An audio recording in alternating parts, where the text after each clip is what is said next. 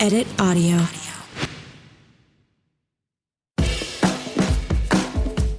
Hello, everyone. I'm Robin Hopkins, and this is Well Adjusting, where I talk to people about life stuff, but not in an NPR way. It's more like we're at the bar, having cocktails, getting into your business sort of way. It's giving drunk NPR. Oh, and producer Steph is here too. Hello. Today we chat, well, when fear is in the driver's seat. Hey, folks. Welcome to a new episode of Well Adjusting. We hope that you are well. We hope that you are adjusting. And if you are not, you are in the right place. Today, we are joined by Michelle. She has a PhD, more than I can say for myself. She's also an artist. And she is all kinds of accomplished. And one would think with credentials like that, she'd be, confidence personified. But the truth of the matter is, she's afraid to put herself out there. Afraid she won't be perfect, afraid of things she can't even identify. So we chat about, well, what's the worst that can happen? Curious what that might be? We're going to get to it, but not before I throw out a little reminder that we're looking for new guests. So if you got a problem and you want to pick it apart with us, just drop us an email at hello@editaud.io, or you can DM me on any of those social platforms at RealRobHops. Okay. Now let's get to Michelle.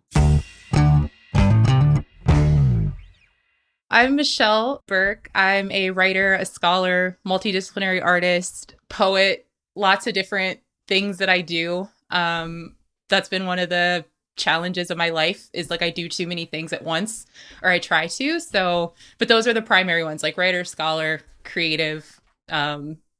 The biggest struggle I have being a creative is being very afraid of being vulnerable with my creative practice. I feel like I produce so many things and then I come to a stopping point where I'm afraid to publicize what I'm doing. Or I'm afraid to reach out to people who could help me, maybe galvanize some people behind the stuff that I do. And so I've struggled with that for my entire adult life. And I think this past year has probably been the hardest because I've, have been producing a lot of stuff. I had been laid off from my job about a year ago to the week. And so I've sort of spent the past year trying to figure out who I even am in relation to the things I'm doing. And then when I go to do jobs, I feel very unsatisfied by doing the jobs because it's not something that feels in alignment with who I am. And so I think I'm at a point where I'm just struggling to figure out how to stop that fear from preventing me from moving forward in a lot of areas of my life. And one would think that having degrees would make me feel a little bit more confident in things, but I feel like it's gotten worse the older I've gotten. I talk to people about this a lot, but I used to just get up and write every single day when I was a teenager. I'm a millennial. We had one family desktop. And so in the summertime, I would get up and claim the desktop so that I could do this I don't know. Some of it was scripts. Some of it was fan fiction writing. Some of it was poetry. And I just produced so much because it felt like I had nothing to lose. And I feel like the older I've gotten, the more fear I've developed. Yeah. And I kind of hate that. So I think that's probably the biggest struggle that I'm having right now is just why am I so afraid? Yeah. When I shouldn't be? And I get it intellectually, but in practice, I don't know what has happened to me. So maybe you can help. Well, the fear thing, the very first thing that I was thinking of is that it is like a muscle, putting things out there. It's it atrophies if you don't put things out there. But I feel like we're going to get to that. I just wanted to separate a couple of the sort of tendrils. The fear part is I think is pretty clear, is just about your work and the vulnerability that it takes to make it, and then putting it out there and the judgment that's going to come. But then you also talked a little bit about how it happens in your day job and how that shows up. So I want to hear in both those areas how fear is showing up specifically. So, I think you did a fairly good job of saying you're kicking out content, whether it be, I'm assuming, poems or writing, but you're not sharing your podcast, you're not sharing it. If there's more, say that. And also, how does it show up in your day job? So I do a lot of consulting work and I do a lot of client-based work. I actually feel not a sense of confidence, but a sense of I want to do a good job. And so if that requires kind of sacrificing parts of who I am, I'm willing to do that. I think it makes me feel very performative though. And I hate Like that it's not feeling. real, like it's Yeah. fake. Yeah. Like it's like, this isn't who I actually am. And I feel this like disconnect between the things that I'm actually passionate about versus the things that I know I'm good at. And so I do a lot of like strategic communications. I've done a lot of work with like law firms and things like that that can be really intense. And so I think the fear shows up more in not wanting to fully transition into the things that I actually am passionate about and want to do. Or it's like, if I could get paid to just learn and like continue to get degrees forever, I probably would. I think it's a fear of transitioning into a life that means I might not have a paycheck in the way that I want for a little bit of time, or it Yeah. means that I may have to just sacrifice like comfort or sacrifice like certainty for like the kind of this kind of unknown. And so it's like in my job, I do very well. I feel very confident in being able to do it. I'm just, I'm never satisfied, and I know why that is. And so it's a fear of just letting go of kind of where I feel like I'm supposed to be in this part of my professional life, and leaning into that unknown part of it. You know, you're grouping together two things that are kind of different things. But what's interesting is the thread with which it's showing up for you, which is that like fear and your perception of the fear. So like when you were talking about your day job, right? And you were like, I feel like sort of fake or fraud, or that you don't feel authentic when you're doing it. But I would argue that that's like when you go into a workspace, part of your job, especially as a consultant, is to read the room, look around, see who's doing what and who and what they need and what they want from you, and then give them that portion of who you are. And what's really interesting about the connection over to the fear and you not sharing your artwork is that, you know, I'm a person who has, you know, multidisciplinary, like when I look at art, like I write, I act, I love to do all kinds of stuff in that space, everything but the dancing, really. But when you come over there, like when you're writing, that is one facet of who you are. And when you're doing a different type of thing, like acting, that is one facet of who you are. And like, I think in all the areas we are like one bit of who we are. So I guess what I'm interested in is what feels inauthentic, and is that tied to you not wanting to share it? It's a feeling of, and I've always felt this way, like even when I was in school, like, and I was also an educator for many years through COVID in person, in Texas. And so the feeling of having to put on a mask or a face when I am really struggling has always been very challenging for me. And I think the past 5 years or so, the exhaustion that I felt with having to show up and sort of be okay when I'm not has become overwhelming to the point where I have such anxiety around going to work or working with clients or having to sort of put on that face. Yeah. When I'm truly just not doing well. Yeah. And so I think that's a lot of what I mean when I say like the performative aspect of it is like also feeling afraid to be very vulnerable in where I'm at mentally or where I'm at emotionally. And I think with teaching, for instance, it's like you're sort of holding on to the emotional needs of like 50 students, 60 students, a whole room at times. And they're really looking to you to sort of model how to move through a world that's really uncertain.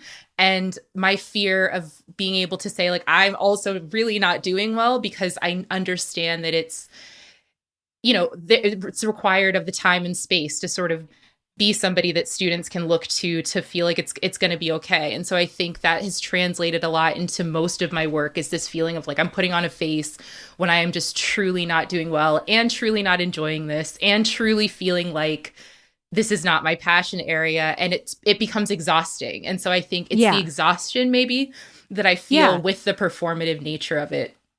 Well, I feel like exhaustion comes when you're fighting upstream against something that your insides are telling you you want to do different. And it makes me want to ask you, what would happen if you went into a workplace or you know, whether it had been teaching. Now, granted, I'm not suggesting you come in and you're just like, the whole world sucks. Because it's like you do have a job. And, you know, the people are, it's like as a parent, even though I may be feeling that way, I can't just like let it all drop. But I also don't there's not an all or nothing thing here. I can let my kids know that I'm maybe not in a great space, but then I still have to be the parent. But I can be like, hey, I'm not having a great day. And so I'm just wondering, what do you think would happen if you started to be more authentic and you came into a space and just, you didn't come in like shiny, you didn't come in the happiest person in the world, but you just came in and you did the work, or you told people about your podcast? Like, what's the thing you think would happen? Oh, goodness. Is something going to explode? Nothing's going to explode. And the funny thing is, I would tell, if a student came to me with my same concern, I would be like, the world will not end. I promise you that. The world's not going to end if you show up not okay. I don't know why I can't apply that to myself. I think it's a fear that I'll be perceived differently from who people thought I was, maybe as somebody who has things very together or somebody who handles things very well. I think it's a fear that I'm going to be exposed for being like imperfect, even though I know I'm not perfect. I know that. Do you have a lot of perfectionism in you? It sounds like you do. Like, were there expectations of you growing up that you had to be a certain way, or are they self-imposed? Or? I really think that they're mostly self-imposed, and I don't know where it comes from. I really don't. Like, I had like a lot of independence as a kid. So like my parents worked a lot. My mom had me when she was a teenager. I did most things on my own. I applied to college by myself. Like, the school counselor thought my parents were taking care of it. My parents thought the counselor was taking care of it. I was taking care of it in the school library. And so I think I've just always sort of handled things on my own. I moved out when I was 17 and moved in with like 26-year-olds and was like the person handling the bills. And now I look at it and I'm like, how was I doing that at such a young age? And I never thought I was a perfectionist. For the longest time, I'm like, I can't be, because nothing I do is ever perfect. And it was finally like somebody was like, that's literally perfectionism, girl. Like, that's what that is. Yeah. I love how you're like, there's no connection whatsoever. And then you proceed to tell your origin story that's 100% connected.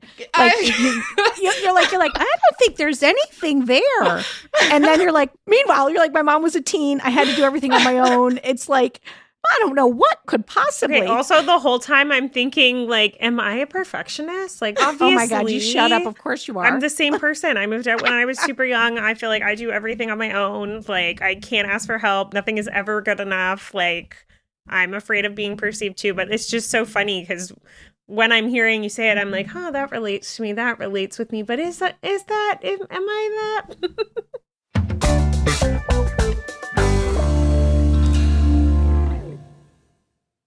Hey friend, I'm just jumping in here to say that we've got a new way to get in touch with us. If you want to leave us some feedback, hopefully good, or suggest an episode topic or ask a question, all you have to do is go to sayhi.chat/welladjusting. The link's in the show notes, but I'll say it one more time. sayhi.chat/welladjusting. You could leave us a voice memo and we might just use it on air.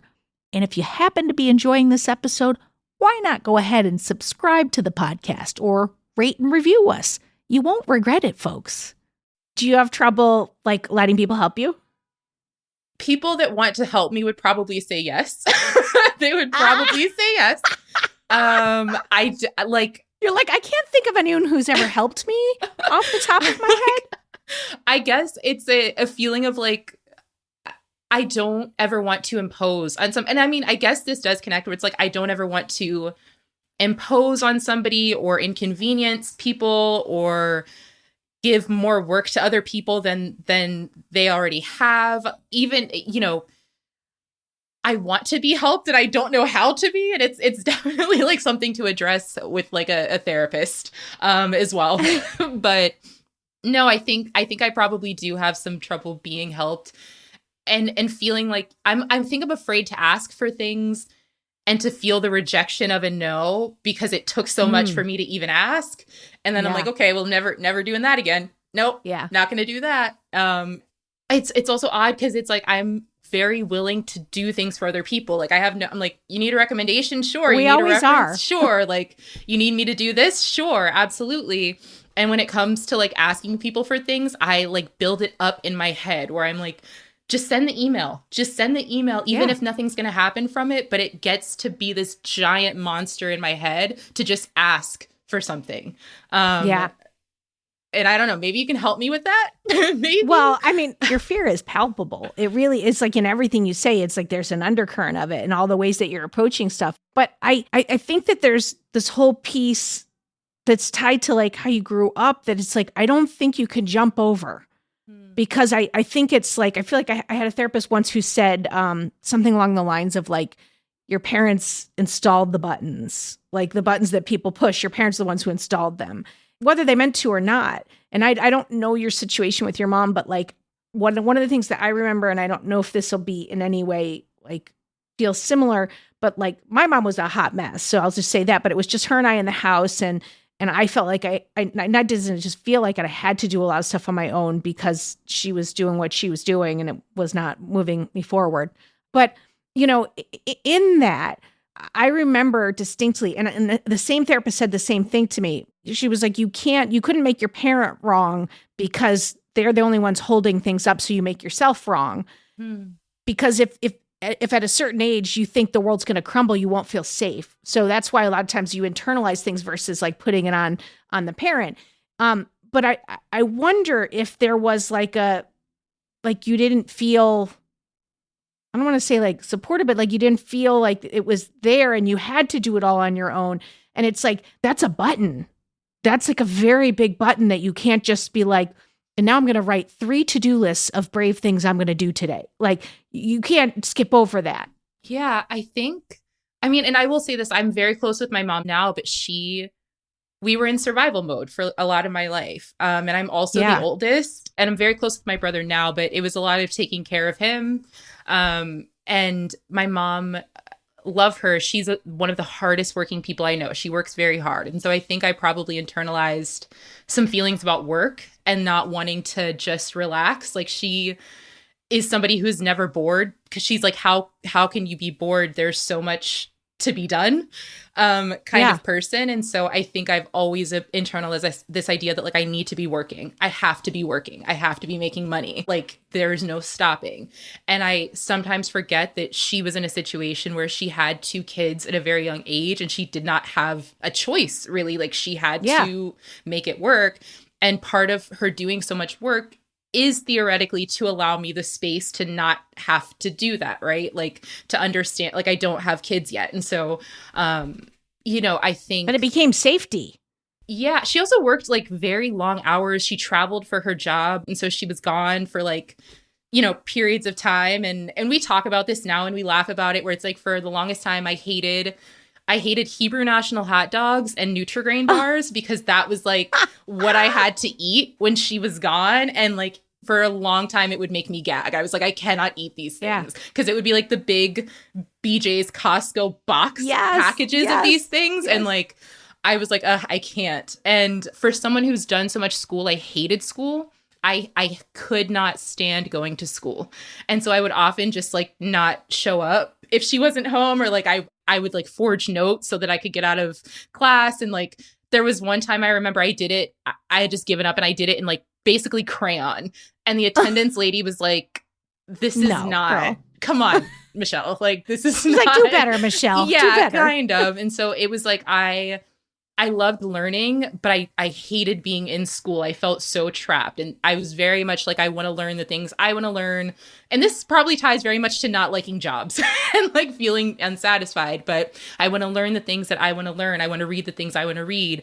I would rather skip class and go to the library than sit in this class and talk about these things I don't want to talk about. And so, you know, I think I always knew I needed to work and I always knew that school was important, but I hated feeling constricted in a system.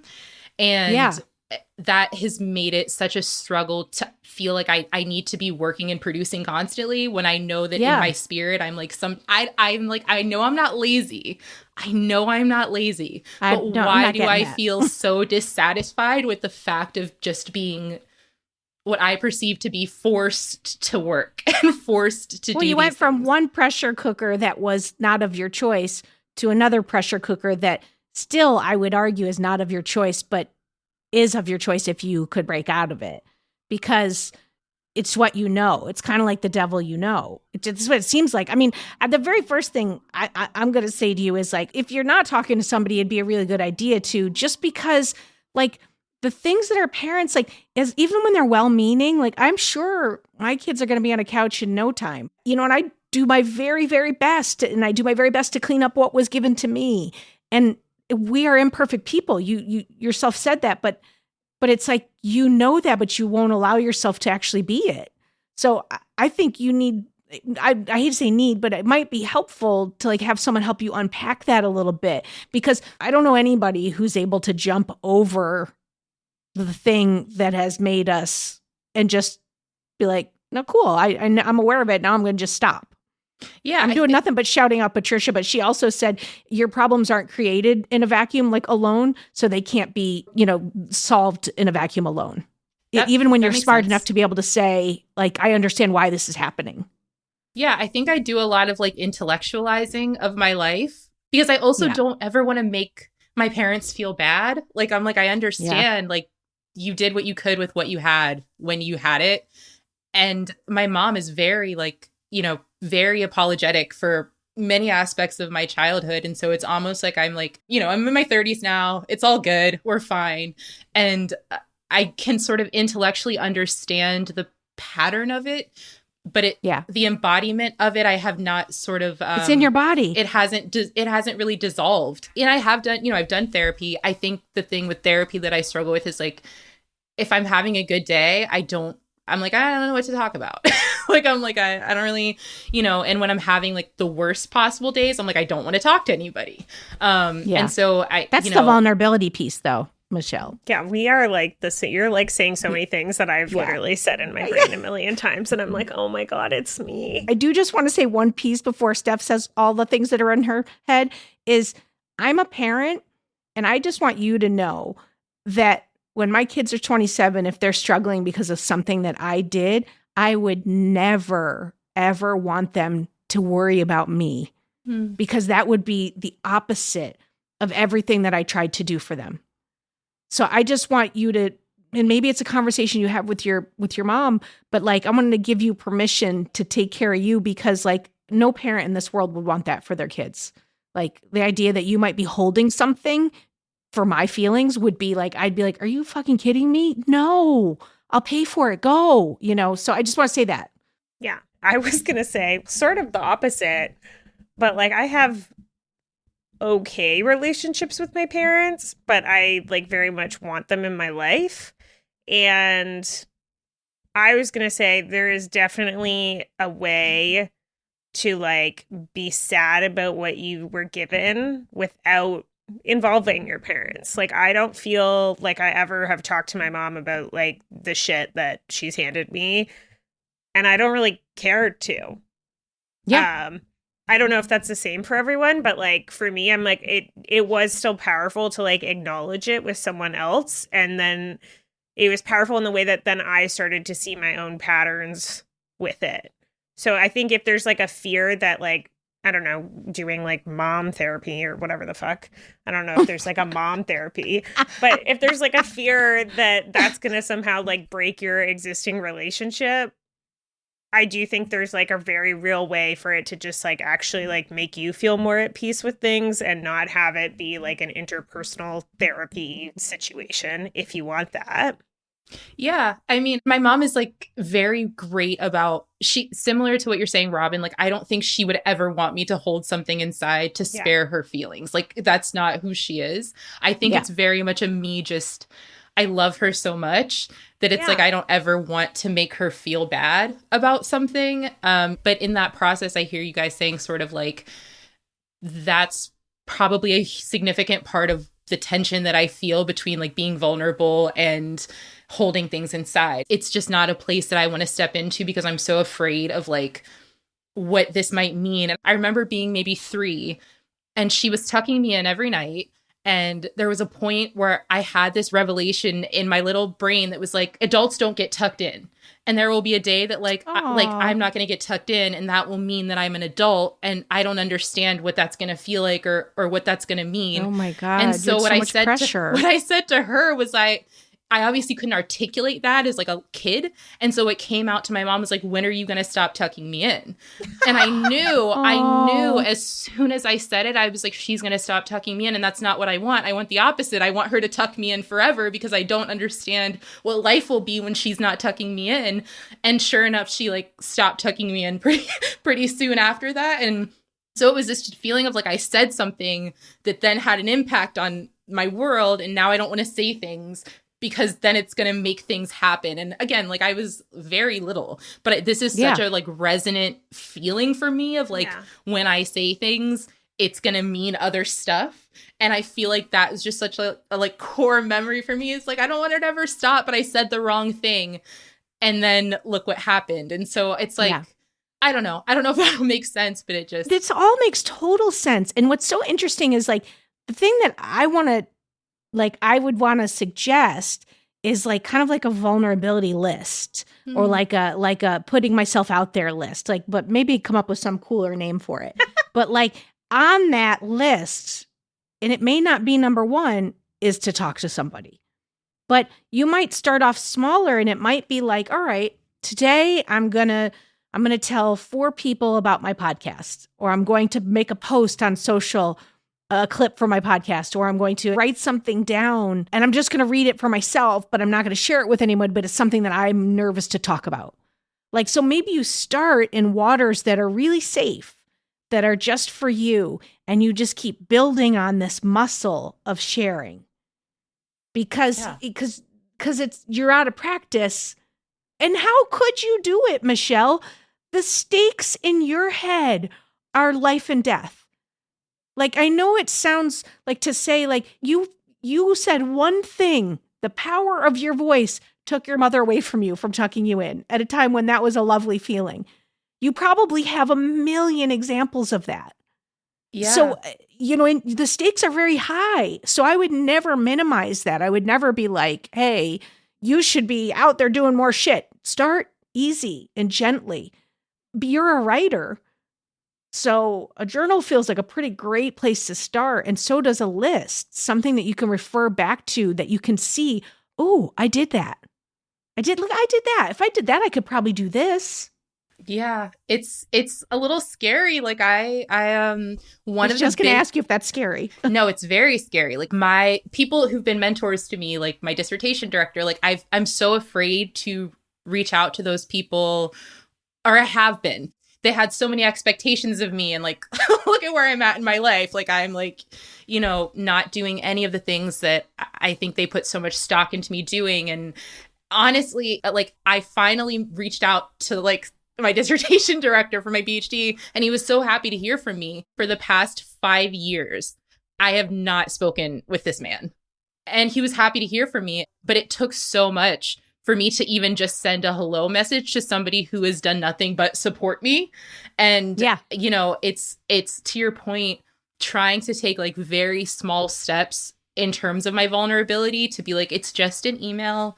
It's just a phone call. That's it. Like, it's not a big deal. But in my head, I'm like, man, like, what if like I'm the worst? I don't know. Like, I'm like, there's no way I'm like the worst student there's no way. Like, I know this, but it's the feeling in my head of like, I haven't measured up to these expectations. I've been very supported in my life by mentors, by parents, by family members. Like, I do feel supported, but it has been a lot of pressure of like, a lot of expectations of where I'm supposed to go and how I'm supposed to go there or get there. And when I don't meet those expectations, a deep feeling of like shame, and like that shame then translates into these like fears of even staying connected with people I care deeply about, which leads itself into a whole different conversation about like being avoidant and like not they're building, all connected though, those same bridges that could help me. It's like those things, right? The earlier thing we were talking about where it's like, do you ask for help? And it's like,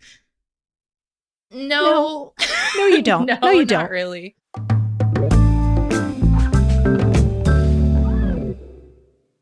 I wonder if, like, let's just say you've got like 2 things you want to do this week.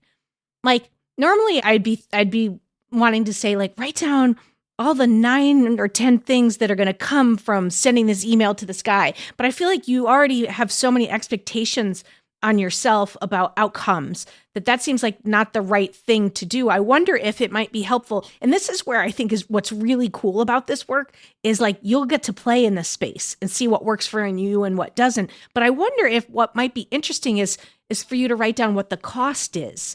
Because for the 5 years that you didn't send that email to your PhD friend, how many times did you think about it? How much did it eat away at you? How much damage did it do to you internally versus what it took to send?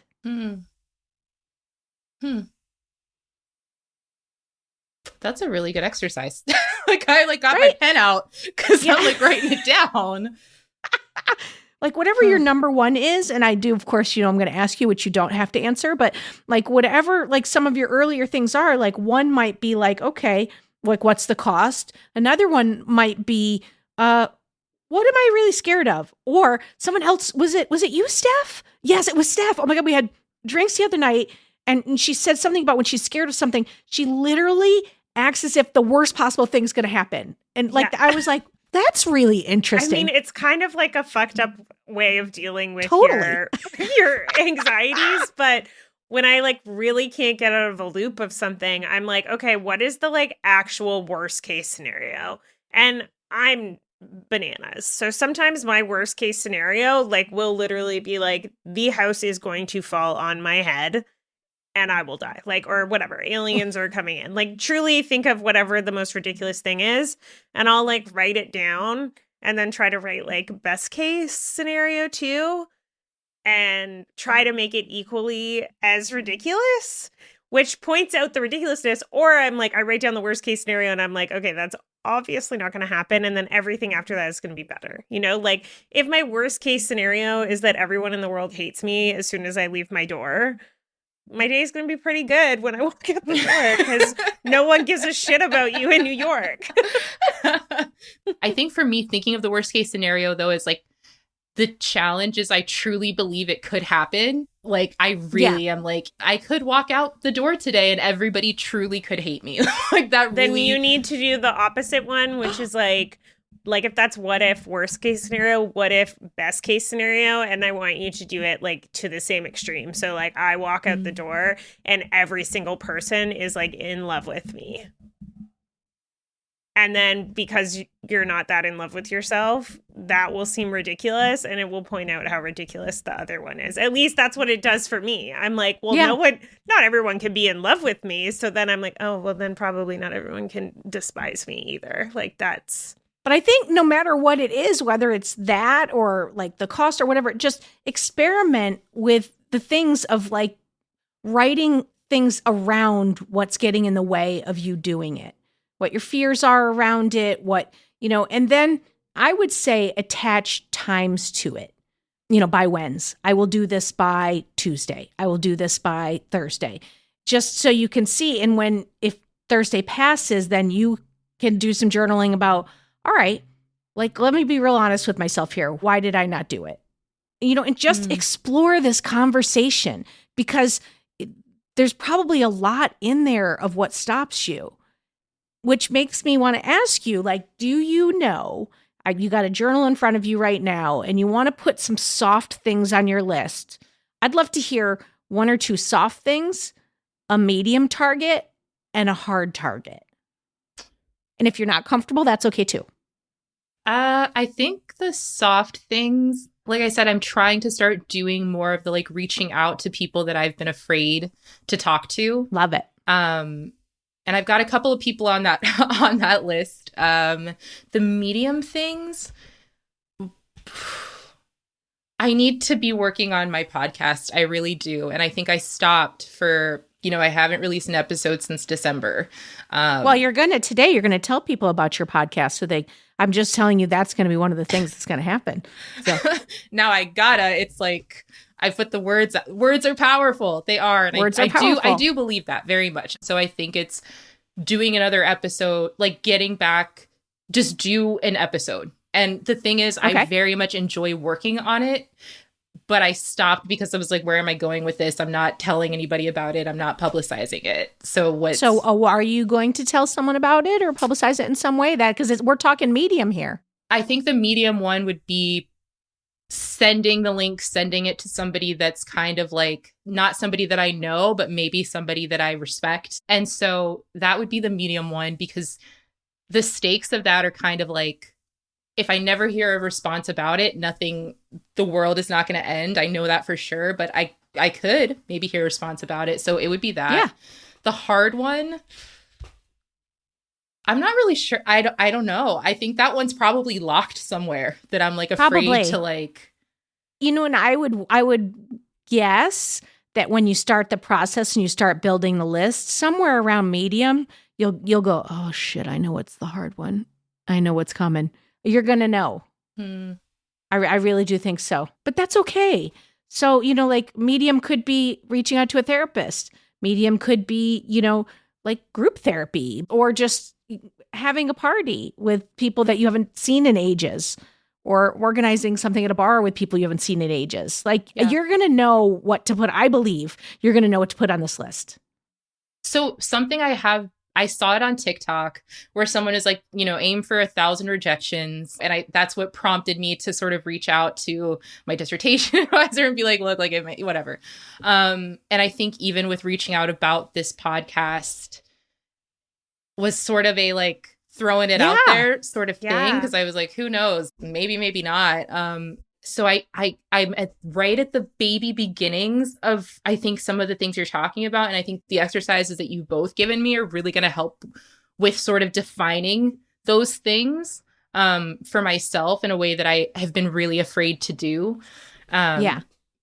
The therapist thing is important because I had a therapist until the end of last year. And then I just kind of like, this is vulnerability moment. I just kind of stopped going. And she reached out and she was like, where are you at? Hey. Where are you at, girly girl? Hey. I've been like, oh, now she's mad at me. And it's like, she's not mad at you. She's a therapist. No, she just wants to help. It's fine. But in my head, as I've said, I've now built it up to this thing where like, now if I respond like 2 months later, what's going to happen? And it's like, what's going to happen is she's going to bring you back on and be like, she sees people every day who are challenged by the same things that you are. And again, it's that intellectual part of my brain that knows that. And then when I go to send the email, it's the blockage of like the fear. And it's frustrating because it's like, let me not be frustrated with myself. It's the added upset with myself about not doing the thing on top of not doing the thing. Yes. Yeah, you're punishing yourself. Is so much worse. And so it's much like, worse always. How about don't act like there isn't going to be a frustration or there isn't going to be a fear, but you do it in spite of. It's never going to go away. It is part of who you are. But you can do things in spite of that. And you can move through them. Keep a note stock of things you want to talk to the therapist about for the days when the things you want to force yourself to talk about for the days when nothing's going on. I have the same feeling about my therapy. And so I used to tell my therapist that, and I would be like, if I don't have anything, like these are things to get into. Ooh. And honestly, it was kind of nice because then I didn't have to bring things up, which is my other great habit, is that even if there are things to talk about it, I'm like, no, everything's fine. I'm great. And then my therapist's like, all right, so let's talk about your dad. And I'm like, oh God, what have I done? But it is helpful in the long run. Yeah, for sure. Have you ever read Stephen King's book on writing? I've had little excerpts shared in class. It is a spectacular book. It's like part memoir, but part like how he writes. I love it. I've read it multiple times. You should read it. But one of the things he talks about is having a rejection pile. Mm-hmm. At first, I didn't really understand it, but anytime he would get a rejection, he would print it out and reject it, and he would like put it up on his board. And then what he noticed is over time, the rejections went from just like a standard letter of like, we didn't read it, to notes. Like, it would be interesting if you took this in this direction, to like, I really love this. Let's have a call, to acceptances. And that concept of building in a lot of different ways feels like really like it might resonate with you, of like starting small and seeing the growth and just adding on. And we've said this before in this podcast. I think you just need to like think of your fear as the person in the car with you. It's like your little buddy. It's the sweater that you can't take off. It is with you. It is a part of you. but you have to befriend it. And in befriending it, then you can tell it to go away because you recognize it's there. You're not trying to like gloss over it. You can just be like, hey, no, I see you. I know. We're scared. Yeah, we're fucking really scared. But like, now's not the time for this. We could talk about it after I send this email. Like, just making friends with it and talking to yourself in that way. Like, it's another part of you, but it's not all of you. There's this whole other part about you or of you that is really fucking successful.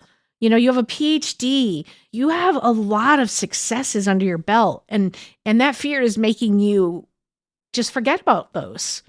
Yeah. So I'm also going to tell you, make a little list of all your accomplishments. Yeah, it's I truly do not know how to celebrate successes. Like I'm just like so on to the next. interesting you should Like say I'm like that. great. Like I got the PhD. Like I'm gonna cry for a few minutes, and like now I'm thinking about like the 18. What's next? What's next, right? I cannot think of the last time I just sat in the joy of having like achieved something. I can't tell you. And it's something that like my friends, my family, like everybody is like, are you excited about this thing? And it's like, no, like the feeling isn't excitement. The feeling is just like, okay, that's done. Thank God I made it through that thing. And I think it's funny because with getting my PhD, it's like finishing in 2020. I never got to walk across the stage with the hood. Like I never got the graduation. This is the case for a lot of people. Oh my God, you have to have a party. You have to have a party with your people. At some point, I will. I just truly, party. At the point in which they were then going to have a graduation for my graduating class, I was like, that happened. I'm over it.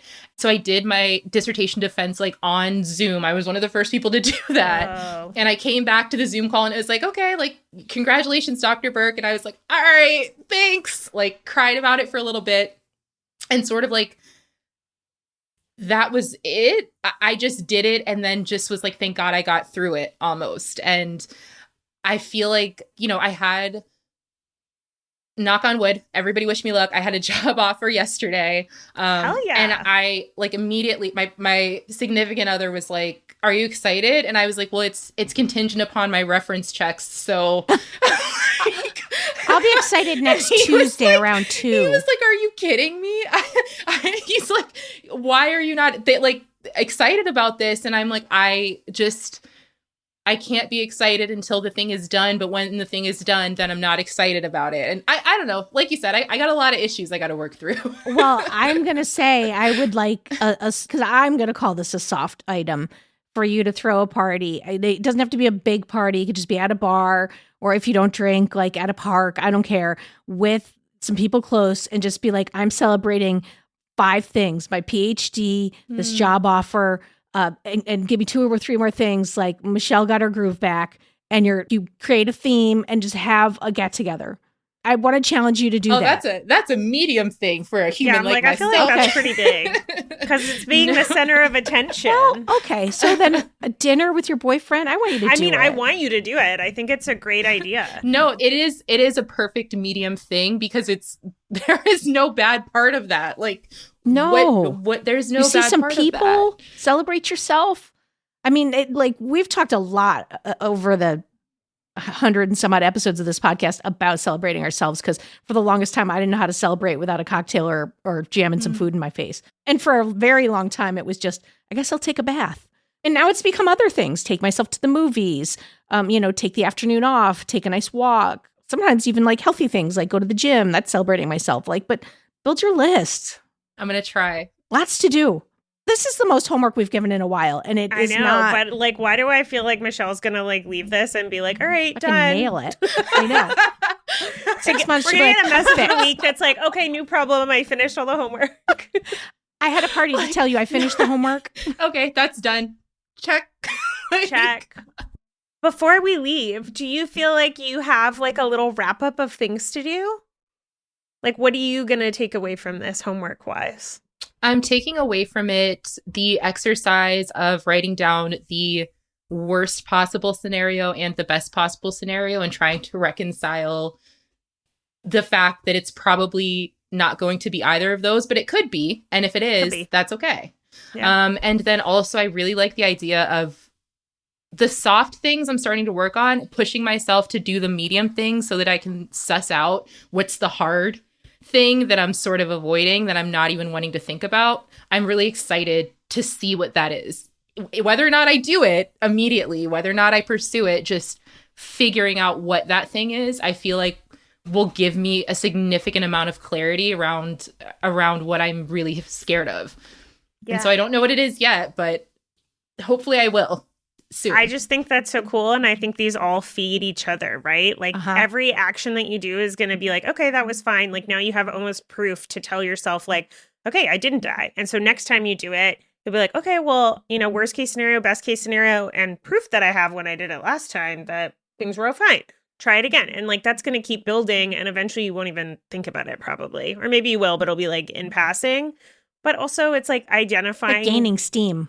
Yeah. And identifying the fear is the only way that you can become vulnerable. Because if you can't even name it for yourself, you can't name it out into the world, right? Like I can't be like, I'm afraid of spiders if I don't even know I'm afraid of spiders. I'm terrified of spiders, by the way. But like, so that exercise in itself is like going to fuel the rest of it. And I just think that's really cool. Okay. My first soft thing is tell people the name of your podcast and where they can listen. Recess Forever, you can listen on Spotify or Apple Podcasts. It's 30 minutes of millennial nostalgia.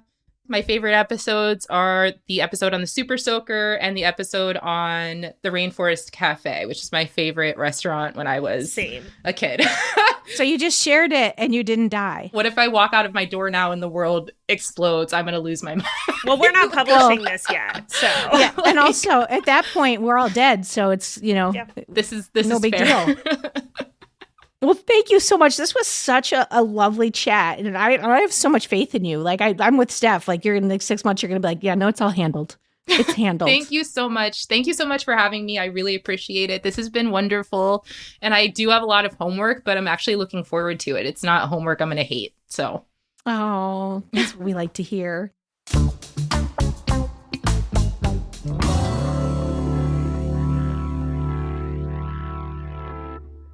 All right. Before we leave today, before we end this podcast, what's one thing you're afraid of that you're going to do right now? And what's your fear? Do you need me to go first? yes. Okay. I, as you know, have been looking for freelance work because I don't really have anything for a couple months lined up. And I find myself like in such a state of fear of the state of the industry, of like, what if I can't find the right thing? Like somebody will want me to work too much and then I won't be able to do my acting stuff, or they won't want me to work enough and then I don't have any money, or I'll reach out and no one will respond. So I am doing nothing. I mean, I'm doing a little, but very little. So I'm going to get back on my game this week of hitting up, you know, my tier 2 emails that I need to send out. And I have had a bunch on my to-do list for some time that I keep just moving over to next week. I'm going to kick those out this week. Oh, you're going to do it. Oh, I love that. By next Friday. Wow. That's impressive. I love that. Well, I just have a few things on there that I've been kicking down the road. Okay, what's yours? But you know your fears. Okay, so I have this trip coming up that I'm going to Asia for work, and I got this list of people and companies that I could get introduced to, and I was like, oh yes, this would be great. This would be great. I did all the homework to like identify who would be great to have a meeting with. Okay. And I also like posted on LinkedIn being like, I'm going somewhere, introduce me to people if you know them. But I haven't really done any like active work because I'm scared of getting rejected. Oh. What's so stupid is it's not even like a fear of getting rejected by the person that I want to meet with. It's like a fear of asking you to be like, hey, I know you connection. Have a friend here. Yeah. Like, would you like vouch for me? Yeah. Because the rejection from the stranger, I'm like, who gives a shit? But a rejection from someone, again, it's like very similar to what Michelle was saying. Like, it's the rejection from someone that you like respect. So I'm gonna send out 10. Oh shit. Okay, 10 it is. 10 by next Friday. All right. And what I'm going to say write to that you, down. what I'm going to say to you, dear listener, is what are you afraid of? And what are you going to do this week? Ooh. Maybe a soft thing, maybe a medium thing. And maybe if you're not up to doing a hard thing, you identify a hard thing. Okay, friends, that's it for today. But before we go, I want to say so many thanks to Michelle for her bravery of reaching out and sharing her story. I mean, that is the first scary thing that she has already accomplished. So go out and listen to her podcast, people. It's in the show notes. For more Robin, and you may need that, you probably don't need it, but like if you do, you can follow me at Real Rob Hops on all the platforms, all the socials, as the kids today say. Well Adjusting is an Edit Audio original series. It's exec produced by Steph Colburn and Robin Hopkins. Our producer and editor is Maria Passingham, and our production manager is Kathleen Speckert. Thank you to the entire Edit Audio team and to you for listening. Oh, hey, before you take out those AirPods, this show is just for entertainment. If you are in need of help, please, please, please reach out to a professional. Go ahead and get that help. You deserve it.